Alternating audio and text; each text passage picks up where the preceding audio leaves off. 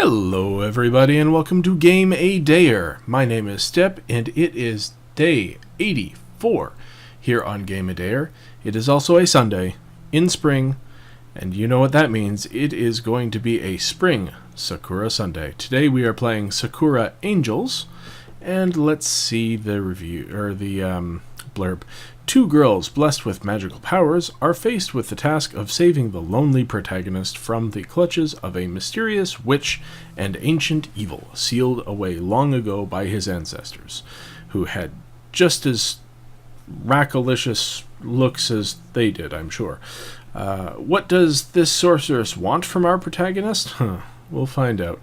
This game has very positive reviews. It is from 2015, so it's been on Steam for a while.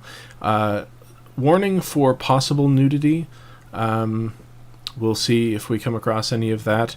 It is a visual novel, just like last Sunday. If you haven't seen, what did we even play? Sakura Samurai? Sakura? I don't remember. Anyway, it is available on Steam for $10.99. And let's jump right in and play it. There we go. Alright. We have visuals. We have loud music. Okay. Here we go. Are we ready? We'll just start the game.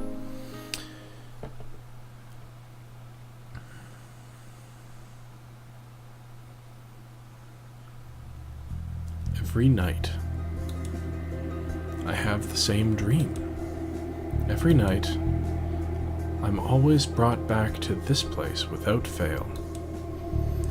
And then every morning, I'll wake up with no memory of this place at all until the next time I fall asleep.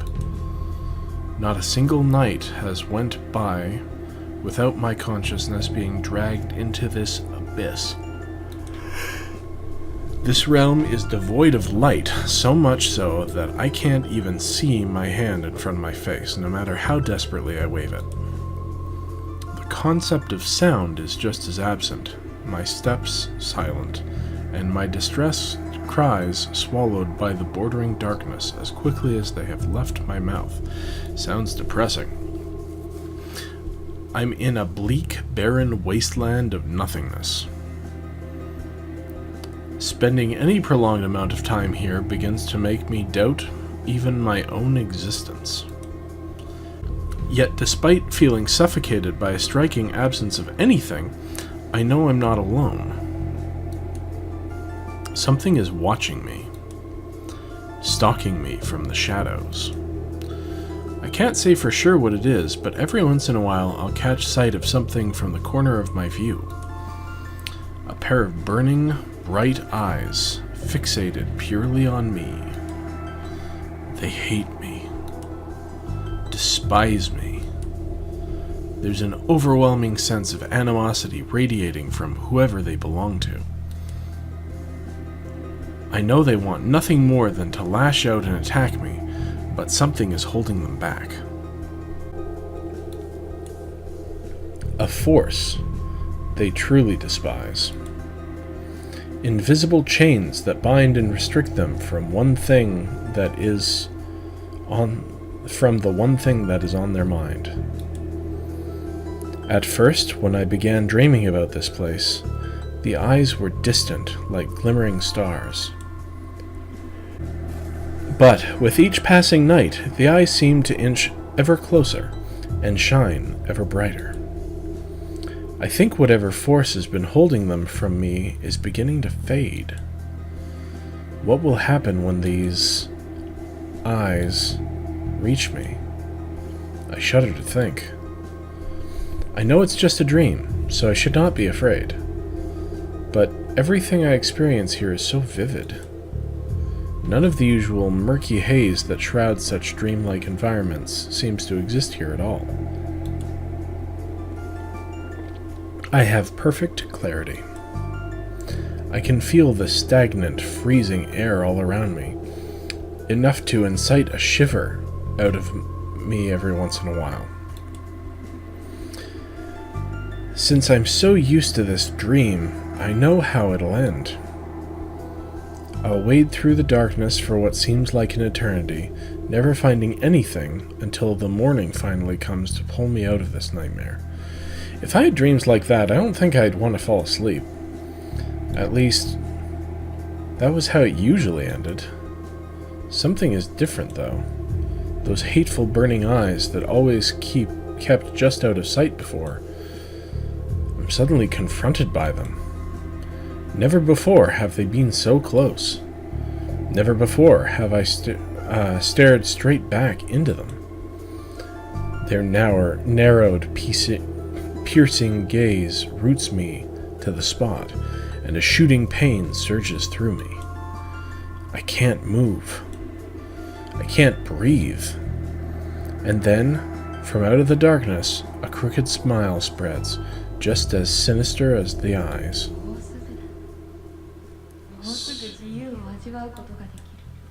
So close, I can practically taste the freedom. It won't be long now. Enjoy this peace while you can, boy, for your days are numbered. And then everything shall change.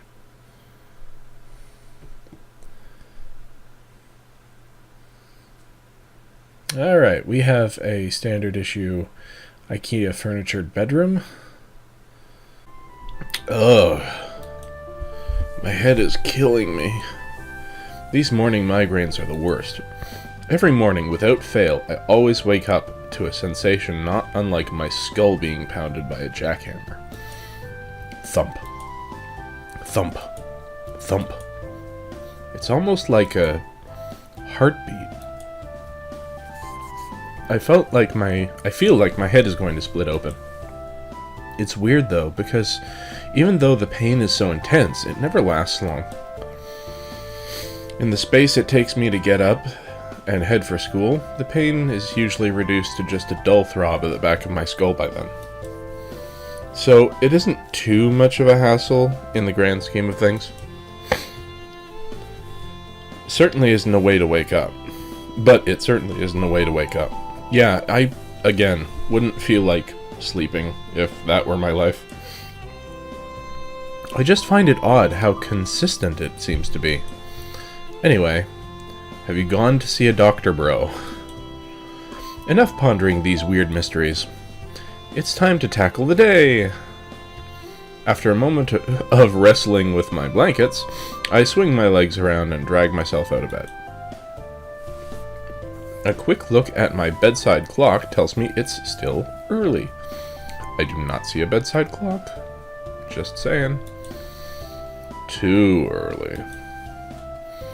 If I had it my way, the world wouldn't start until at least a good way into the afternoon. But sadly, life just isn't that wonderful. Pulling back the curtains to let the light flood into my room, I suppressed the urge to let out a hiss, almost blinding myself in the process. Ah, the day star, no! Too bright. The rest of my time getting ready is spent fighting with my uniform, a tie becoming all the more problematic to put on when you're half asleep. Do none of these characters shower? Like, I always shower in the morning, and I feel like they always just roll out of bed into clothes and directly to school. Oh god, I think I've actually got my hand stuck in it. Almost choking myself to death in the most pathetic fight ever, I finish putting on the tie, and the rest of my uniform complying peacefully with me.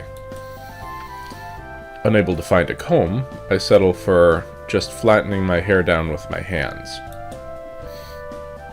Blinking into the mirror, I'm left staring back at someone with messy black hair. It's close enough. Somewhat dressed and somewhat ready, I stumble out of my room, my legs still not fully awake. This is a nice home. Uneven steps carry me dangerously down the stairs, and I soon emerge into the kitchen. I'm greeted by silence. The kitchen is empty. A familiar scene for me. My parents are what you might call workaholics. Basically, they spend more time at their respective jobs than they ever do here. I only ever get to catch them during the evening while we're eating, and then everyone's off to bed and the cycle repeats. Don't get me wrong, I understand they have to work in order to keep us living comfortably, so I don't hate them for it. It just gets, I don't know, lonely? Oh well. There's no use moping about it. It's been like this for years, so I don't know why I'm getting all emotional about it now. On the plus side of them not being around is that I quickly had to learn how to cook for myself. It's amazing how fast you can adapt to that sort of stuff when you're starving. I don't think I have enough time for anything fancy to eat for breakfast, so I'll settle for toast. But it was early. I guess he spent too much time trying to fight with his tie. You can never go wrong with toast. Okay, you might be able to go wrong with toast. I have sudden traumatic flashbacks to when the toaster erupted into flames. Ooh, bad news. What a day that was. But I've learned from my mistakes now. It won't happen a third time. Having devoured the only slightly charred toast, I sling my bag over my shoulder before starting for the front door. We give the empty house one last look over before opening the front door. It's kind of depressing that I have no one to say goodbye to. But again, this has been the same for every weekday morning since forever ago. The sun is shining high in the cloudless sky, birds are chirping overhead, waves of students are passing by, happily chatting with one another as they all make their way to school. And we're in the middle of a city, which is strange for these games. Usually they're set in rural, not rural, the suburbs basically, where everyone has big, spacious houses and there's big empty streets, but you don't see many skyscrapers unless they go downtown. So this is refreshing because a lot of Japan, I am led to understand, is actually like this in the big cities. It's also horrible. I'm not much of a morning person, so I can't even begin to fathom how everyone can be so bright-eyed and bushy-tailed right now. I mean, it's taking all my willpower just to be able to put a foot in front of the other without just crumpling to the ground. I just have to hope the breakfast kicks in and gives me the energy I need before I'm forced to literally drag myself through the school gates. Yeah, our protagonist needs to go see a doctor. While keeping my head down and my eyes glued to the ground as I soldiered on, I suddenly noticed that the vibrant atmosphere from before is gone. Silence has completely taken over. My steps, the only thing making any noise. That doesn't sound good. The air is still. Huh. That's a bit strange. Bringing my head up, I'm met with an unsettling sight. The street is deserted. No students. No cars. And even the cheerful chirping of the birds is gone. What? I hurry on forward, hoping to at least run into somebody. Anyone. Even the sun's once golden rays seem muted, the world tinged by dreary tones. But there still isn't a cloud in the sky. Well, I see clouds right there. Okay, this is definitely starting to freak me out. I need to just... A splitting pain shoots through my head, stopping me in my tracks. Like a searing poker being thrust through my skull. A headache? Now? Nothing is making any sense. Desperately trying to keep myself upright as I clutch a hand to my head, I stagger forwards. Unlike the headaches from before that gradually died down, this one only seems to be getting worse. Thump, thump, thump. It won't stop at all. I'm brought to my knees. I can hardly even think straight, my head threatening to explode at any moment. And then, through gritted teeth and a pained expression, I see it. Something that shouldn't exist, yet clearly does, as confirmed by my own terrified eyes. A monster. That's the only word that can come to my scrambled mind. A hulking, grotesque mass of flesh, with gnarled fangs and red slitted eyes, seething with hate. The closest thing I can relate it to would be a dog, but no dog I know of is 3 times the size of me, its form practically eclipsing the sun. It snorts with flared nostrils, something like steam being exhaled out. Given its tense stance, and the fact that it's blocking my way, I can only assume it's here for me. But why? What the hell is it? Where did it come from? Why does it want me? 1,000,001 questions race through my head, and I doubt I'm going to get any answers from this thing. There's only one thing I can do when presented with such odds, and that is to... Ooh, okay, we get our first choice. I'm going to say we flee, because this is freaking us out.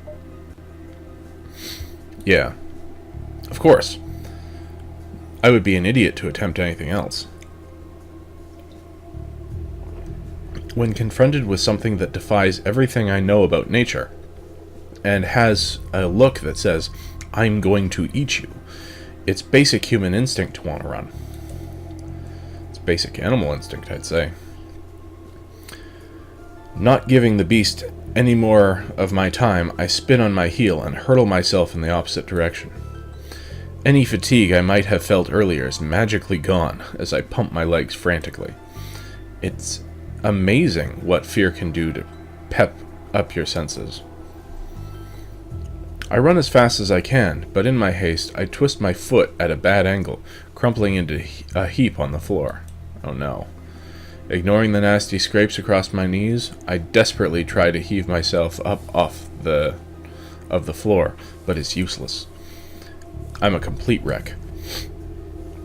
I can hear the beast rampaging just behind me, having given chase.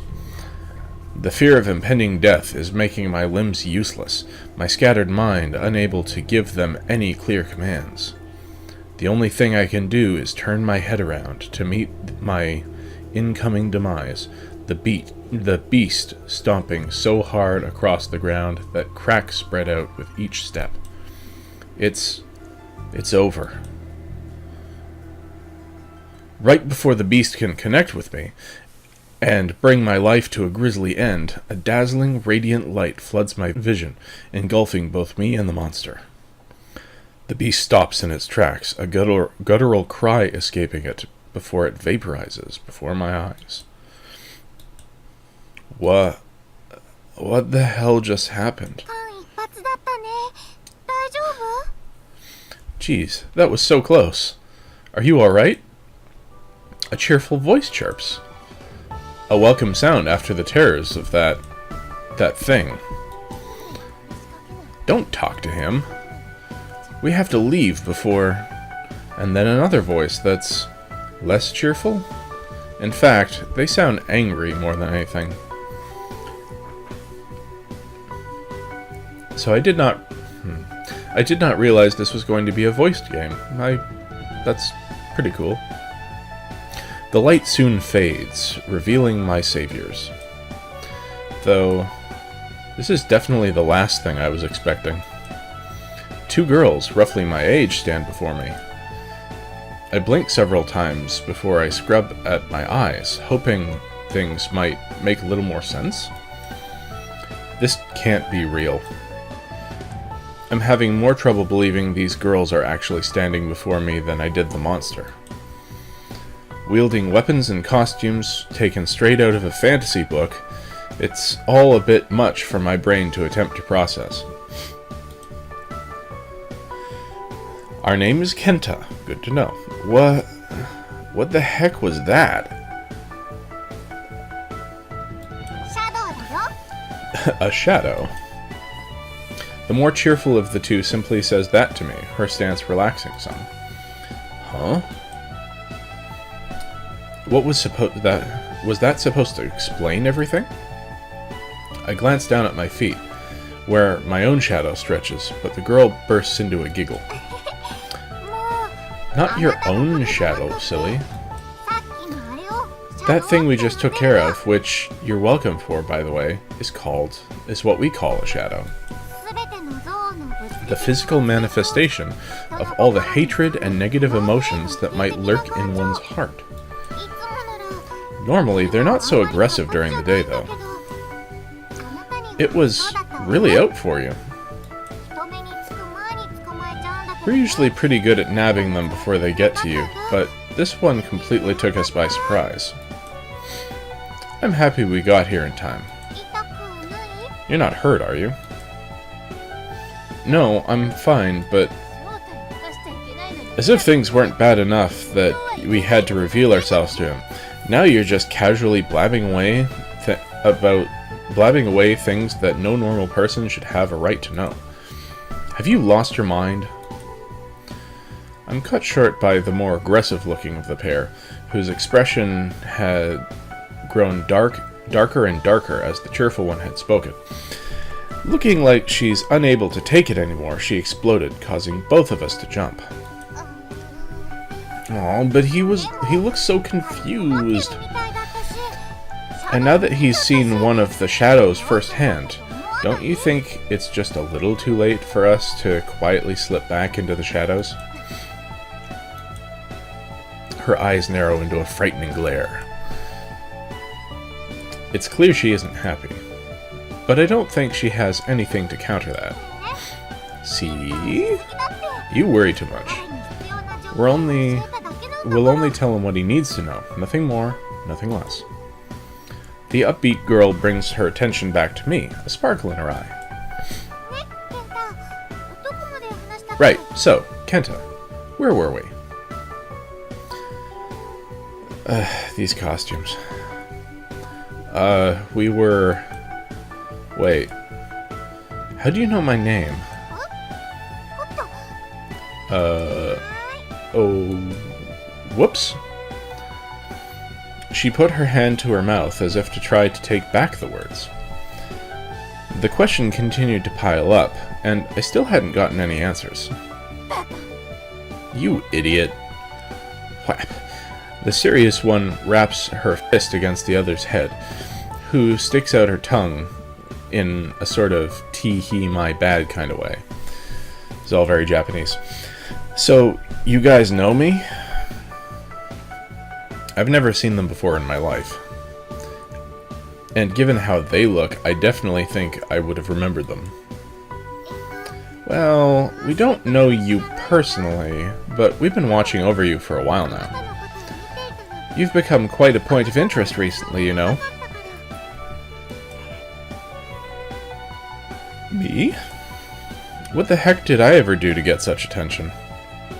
As far as I know, I'm just an average student who lives an average life, doing average things. Though, after this, I guess I can't really call my life average anymore. Can't really go into details, because, you know, top secret and all, but let's just say it's not in our best interest for you to fall into the wrong hands. You wouldn't believe how much effort we've been putting into keeping you safe, you know. Actually, I'm kind of relieved we finally get to meet, so you can finally appreciate all our hard work. She beams at me, leaning in perhaps just a little bit too close. She's throwing so much at me here that I can hardly think straight. Just who the heck are you guys? She falls into deep thought, her nose scrunching up. I guess she's choosing her words carefully to avoid another brutal assault from her partner. Think of us as your guardian angels, okay? Saying that, she gives her bow a flourish. Bow? And it shatters between her fingers.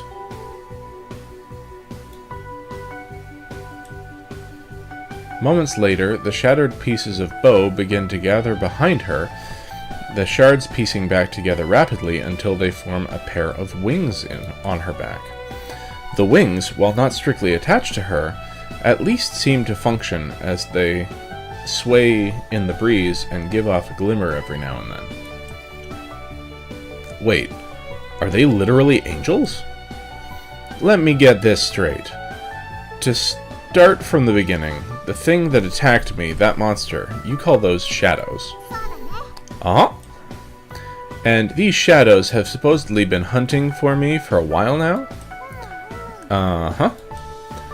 Because apparently, if they catch me, it'd be bad for unspecified reasons. Yup. Really bad. And you guys, whoever you are, have been combating them from the shadows to keep me safe from harm? She nods enthusiastically. It looks like I've just about gotten the grip of what this whole thing is, even if it was a little sparse on details. Knowing all this, it brings me to the conclusion that I have no choice but to believe them. These girls have lost it. She's got magic. I have no choice but to believe them. As crazy as it all sounds, I really can't deny the evidence before me. That monster was definitely real, and I have no reason to doubt these girls who destroyed that thing right before my eyes.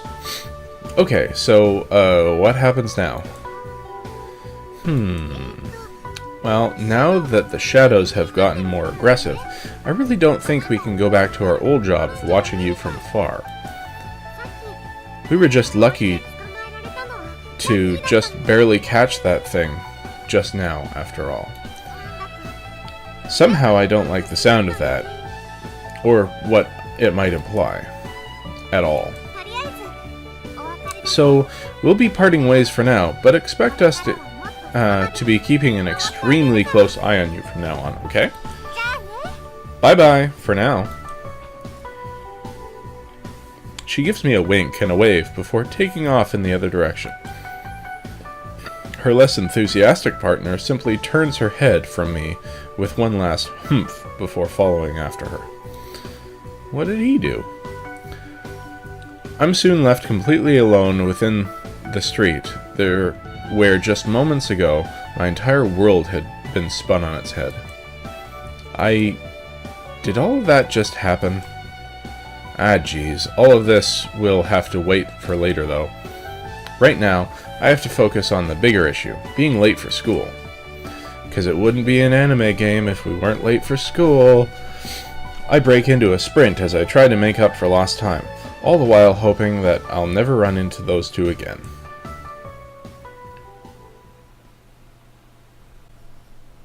Somehow, I just about barely make it to class.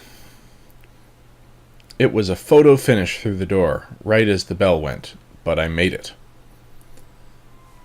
Taking a moment to catch my breath, I dragged myself over to my desk, the teacher arriving almost seconds after I collapsed into the chair. Too close. None of the other students seemed too bothered by my late entrance. Though at this point, maybe that's what they expect from me. And okay, he wakes up early and then he's late for school. Come on, people. Come on. Write something new. Write something that's not just the same old rehashed anime storyline, where the protagonist is a gentle character with a kind heart who pretends he's a badass and is always late for school, but he's also motivated to do his best and... Moving right along.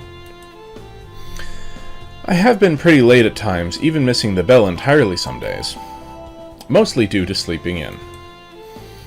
At least, this time I had an actual reason for cutting it so close.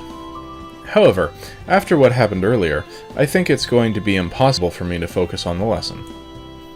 I'm beginning to wonder if I'll ever get an explanation for whatever the heck that was that just happened. Impossibly tall creatures, girls wielding magic weapons. No matter how I look at it, my brain refuses to accept it as reality. It goes against everything I know. I scrub through my hair, a faint headache still ringing in the back of my head. Being lucky enough to have a seat situated by a window, I let my gaze wander out, my eyes vacant as I stare into the clear blue sky. The teacher is doing his usual morning speech, no doubt talking about the upcoming events in our school, but his words are just a dull mumble in my ears, my mind miles away. So he's going to miss the fact that these two angels are joining the class. Those girls knew me by name, and no matter how far I delve back through my memories, it's clear I've never seen them in my life. At least I don't think I've seen them before. I think hard. Maybe too hard, to the point my eyes begin to strain. Nope. Nothing. I can't recall a single thing that might shed light on this.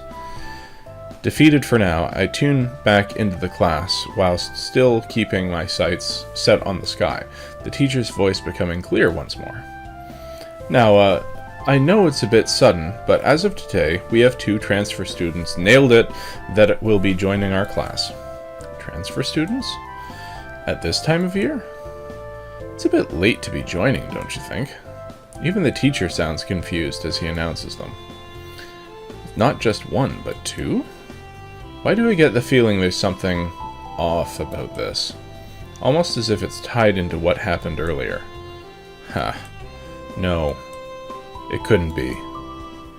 I'd like you all to make them feel welcome as they transition in. What did you say your names were? I'm Sayaka. It's nice to meet you. I hope we can all get along. I bolt upright in my seat, my head snapping forward toward the front of the classroom. That upbeat voice. Is it really? Wow, those are the school uniforms at this school? Okay. Sure enough, 2 girls I never thought I'd see again are stood before me. In my school. In my classroom, no less, wearing the school's official uniforms. The cheerful one, Sayaka, bows politely to the class, flashing me a grin as her eyes pass over me. What is this? The other girl is less courteous, her arms crossed, and her brow furrowed. She doesn't look pleased to be here. At all. Her gaze passes over me too, but rather than a smile, she gives me a nasty glare. What did he do? Is she blaming me for this? Because that would be really bitchy. It sure feels like it. The grumpy one beside me is Hikari. Go on, say hi. Sayaka gives her a playful push as she stumbles into the center of the classroom, everyone's eyes upon her. She looks like she's at a loss for words, her mouth opening and closing as her face gradually goes red. I guess she doesn't cope well under the spotlight. I'm Hikari. Nice to meet you all. She trails off into a murmur before spinning on her heel and storming her way back to Sayaka, practically hiding behind her. Aw, that's cute. See, that wasn't so hard, was it? Hikari simmers with silent rage, her hands balled into tight fists, practically shaking. I'm sure if she wasn't in a classroom full of people, things might have gotten violent here. With their introductions over, the teacher motions for them to take their seats. Wait a second. I only just realized where the only spare seats in the classroom are. One of them is right behind me, with a window view too, and the other is to my right. So that means they're both be sitting beside me? Actually, this is pretty convenient. I can finally ask them just what the heck they think they're doing. Sayaka, with a spring in her step, waltzes toward the desk behind me. Hikari stomps her way over and takes the other desk. I lean out with my desk and try to catch their attention, but I'm cut short by the teacher, who resumes whatever it was he was talking about before. Damn it. I don't want to get in trouble for talking during class. I'll have to wait until break. That's 2 lessons away, though, which is practically an eternity. I swing back around to the front of my desk. I can't do anything right now, so I'll just pay attention to the teacher and... no. How can I pay attention to anything when 2 magical girls are sitting near me? I want answers now. Drumming my fingers against the desk as the teacher continues to drone on, I try to think of a way around this. It's better I don't speak during class, so... Of course, it's so obvious. I dig into my school bag and pull out my notebook and pencil. Yes, that was obvious. I'll just pass them a note. Simple and silent. It's a bit of an immature means of communicating, but I'll admit, but I'm desperate here. I scribble down my message. What are you guys doing here? I may as well get straight to the point. I tear the page out, almost ripping it in half in the process. Only one question is left. Who do I give this note to?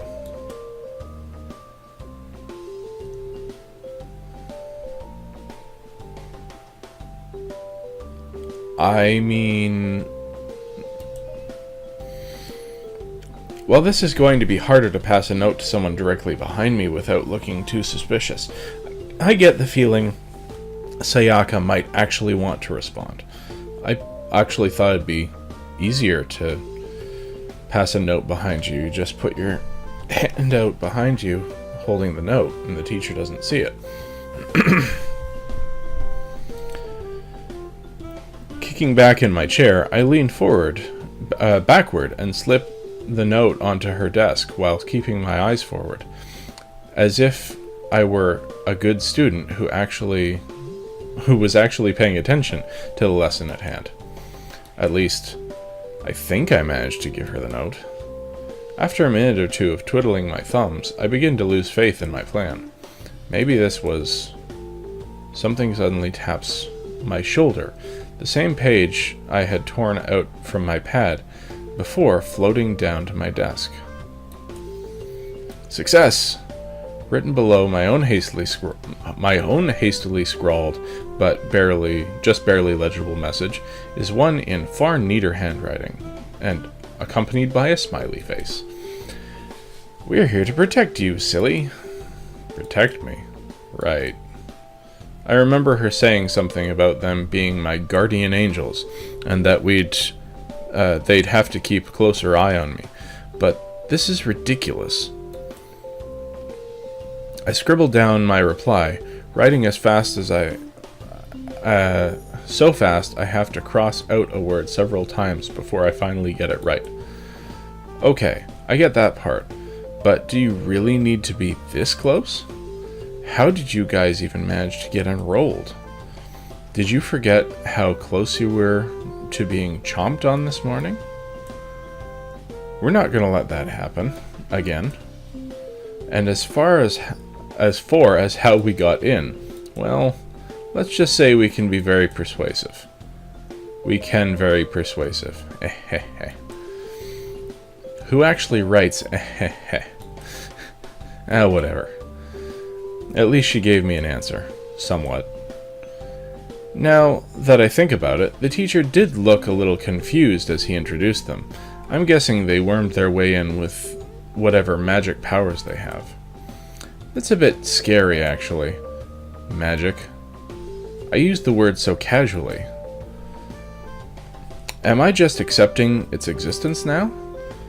I guess given the evidence, it's a bit hard not to, but I'm still going to remain skeptical. The first lesson of the day goes on to an agonizingly slow pace. I can't focus on a thing, no matter how hard I try. After what seems like an eternity, the bell finally rings, announcing the end of the lesson. There's still another lesson to go before break time, though, which makes it impossible to talk to the girls, especially since the next lesson is PE, where the boys and girls are separated. Why is life so complicated? After reluctantly getting changed for PE, I'm soon in the schoolyard with the male half of our class. Much like the first lesson, I find it hard to pay attention to the PE teacher as he goes through our basic warm-up exercises. I follow the exercises, just about, with as much enthusiasm as a zombie. The rest of the lesson is sort of a blur, at least until some of the male students start to look toward the track and field where the girls are. They're staring in amazement, some even rubbing their eyes as if it couldn't be real. So this is a good example of why segregating girls and boys is not a great idea, because segregating girls and boys in PE means that the boys don't have any normal contact with the girls, and it's all mysterious, it's just a separation that doesn't need to exist. Here in Canada, at least, it doesn't exist. I don't think it exists in the States. I think everyone just has the same athletics class or gym class or whatever you call it. Anyway, moving on. What's so amazing? What are you guys all looking at? I muscle into the crowd that's formed so I can actually get a good look at the field. No way. The girls are running on the track, which isn't an amazing thing in itself. It's who's running on the track that makes it such an unreal sight. Sayaka is blazing across the track, practically a blur as she leaves the others in her dust. She's literally running circles around them. That's probably not a good idea to stay in cover. She doesn't look tired or exhausted at all, save for the beads of sweat creeping up. In fact, she has a big smile on her face, clearly enjoying it all. As if it wasn't obvious before, these girls are on a completely different level. I'm sure she's breaking several kinds of records right here. The other girls in the group helplessly trail behind her, their expressions ranging from sheer confusion to envy. Some of those girls are, well, I guess were now, the top of their class when it came to track, too, so she's making them all look like snails in comparison. I can't imagine how they must feel being showed up by someone who hasn't even been here a day. I can hardly keep my eyes on her. She seems to get just a little faster with each loop she makes around the track. It won't be long now before she becomes just one big blur encircling the place. Is she even human? I'm seriously beginning to doubt it here, with this superhuman display. I think even the top athletes in this country couldn't compare to her. While Sayaka is hogging the spotlight here, there's someone missing in all of this, her far grumpier counterpart, Hikari. If anything, shouldn't she be neck and neck with Sayaka? I scan the ones trailing behind and can't find her either. Just where? Oh. Behind even the other girls being left in Sayaka's dust, I see someone dragging her feet, a sour expression on her face. She's just walking, her arms folded like usual. I wonder if her arms are glued like that. She isn't even trying. She must really have not wanted to enroll here. It must have been Sayaka's idea entirely. What are you all staring at? Come on, let's get back to it. Apparently, all forgetting we had our own lesson at hand, the teacher called us back to reality, forcing us all to reluctantly stop gawking at the girls. The rest of the PE lesson goes on without anything much of note happening, and then finally, the lunch break arrives. I spot the magic girls in the classroom casually chatting away with some other students. Huh, I didn't think they'd be able to make friends already. Though after Sayaka's little display earlier, she's probably the talk of the class. Oh, Kenta. Hi there. She gives me a wave and a cheery smile, but I can hardly say I do the same. Okay, hi. Yeah, hi. Look, can we talk? Go for it. No, not here. I mean, can we talk somewhere private? Crap. That might have come out weird. I'm getting weird looks from everyone in the class, a few of them breaking into whispers and giggles. Even Sayaka is feigning surprise, despite fully well knowing what I mean. Oh my, this is a bit sudden. I don't know what to say. Come on, stop messing around. I've been dying to talk to you, both of you, since this morning. Oh god. I made it worse, didn't I? I've somehow turned this into looking like one of those the most awkward confessions of love ever. Are you always this forward with girls you've just met? She giggles, going along with the continued painful stares from my class. Well, if she's going to be like this, I have no choice. This is going to make me look even worse in front of the class, but I need answers. I take a deep breath and steel myself. And then...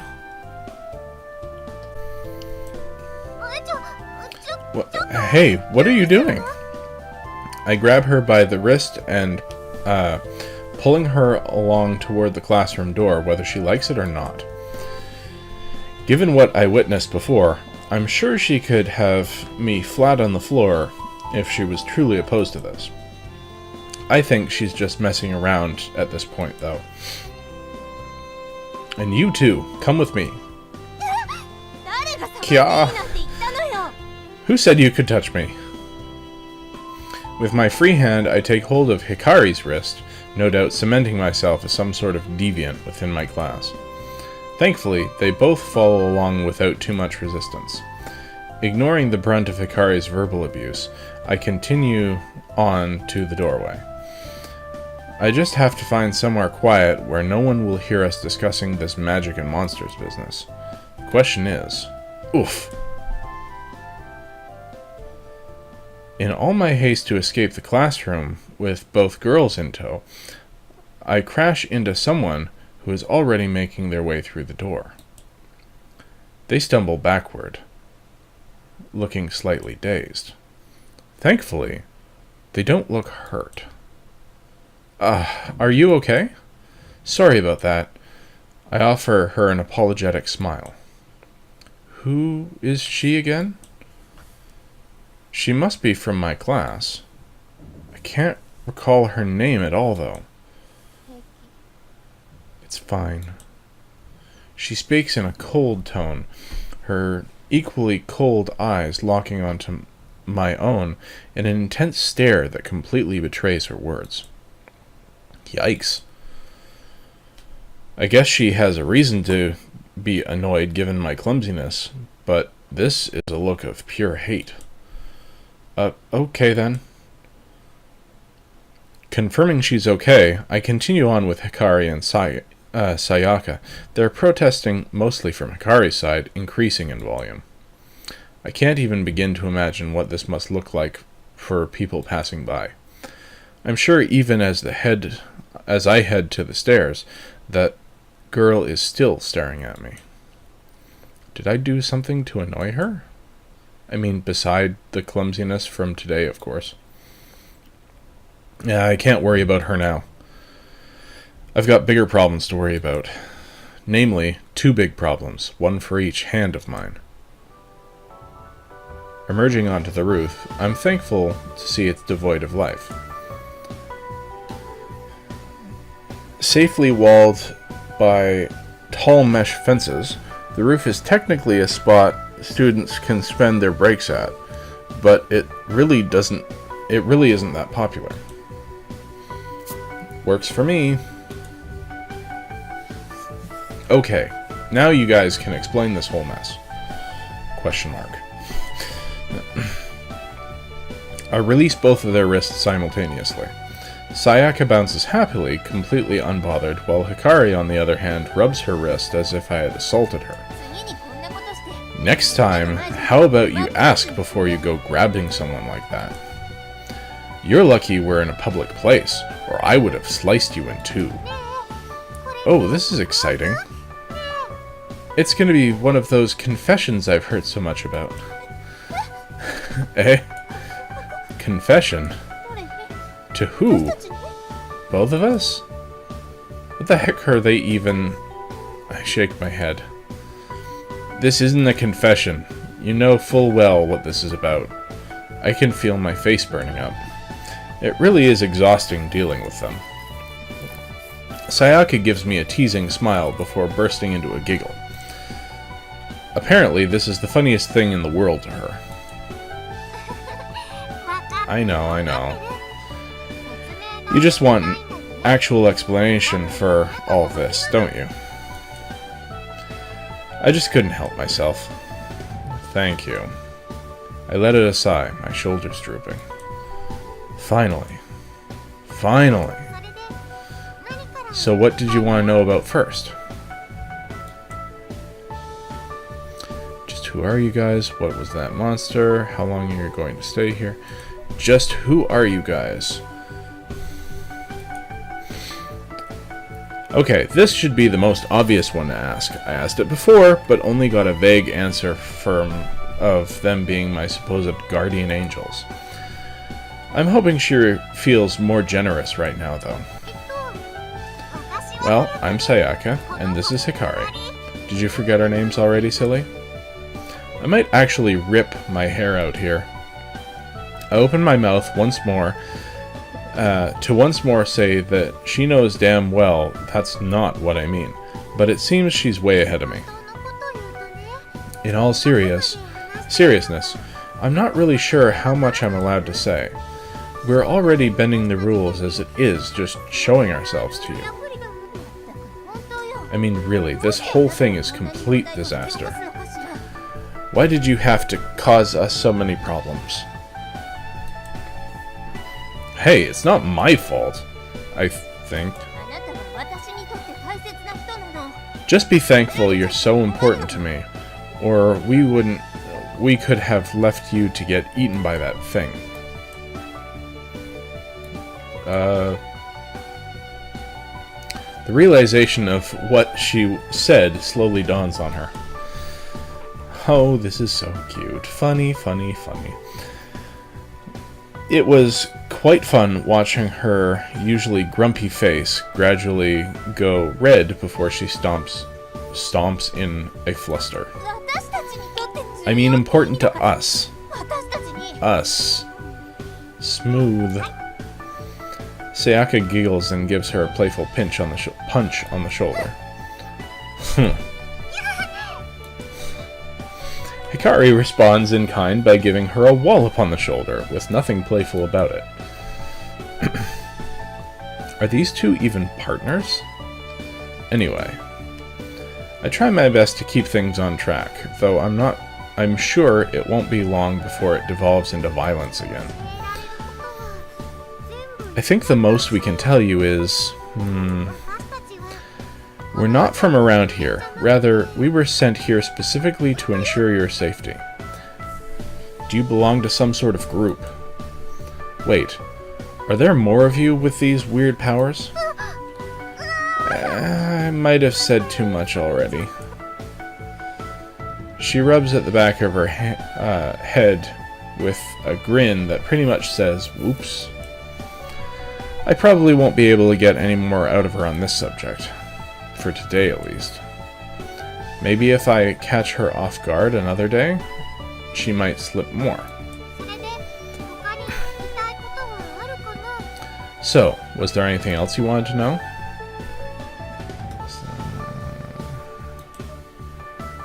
This is an important one. Just exactly how long do they plan on spending here to watch over me? Sayaka pulls a frown at my question, a genuinely sad looking one that tugs at my heartstrings. Was it really that bad?